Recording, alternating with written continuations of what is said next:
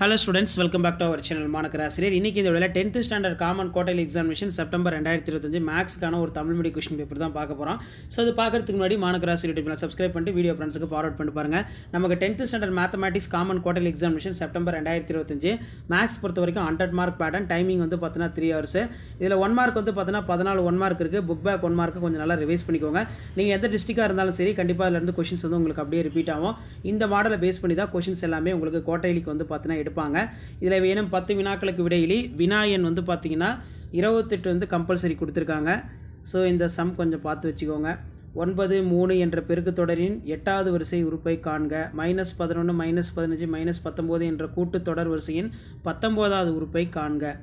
அதே மாதிரி x² + x - 12 = 0 என்ற இருபடி சமன்பாட்டின் மூலங்களின் தன்மை காண்க.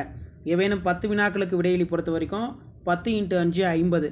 இதில் யூக்ளிடியன் வகுத்தல் முறையினை பயன்படுத்தி 84 90 120 இவற்றின் மீப்பேவா காண்க.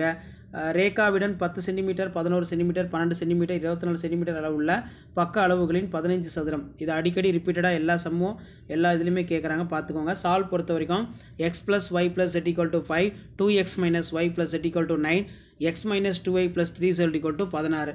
இது எல்லாமே ரொம்ப முக்கியம். அடுத்து பார்த்தீங்கன்னா நமக்கு ஒரு பேருந்து 90 கிலோமீட்டர் தொலைவை சீரான வேகத்தில் கடக்கிறது. அதன் வேகம் 15 கிலோமீட்டர் மணி என அதிகரிக்கப்பட்டால் பயண நேரம் 30 நிமிடங்கள் குறைகிறது. எனில் பேருந்தின் வேகத்தை கணக்கிடுக.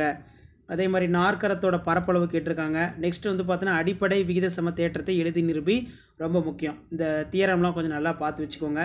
ஸோ அதே மாதிரி கீழே பார்த்தீங்கன்னா நமக்கு கிராஃப் ஜாமெட்ரிலாம் கொடுத்துருக்காங்க. கொடுக்கப்பட்டுள்ள முக்கோணம் LMN ஒத்த பக்கங்களுடைய விகிதம் 4/5 என அமையுமாறு ஒரு வடிவத்த முக்கோணம் வரைக.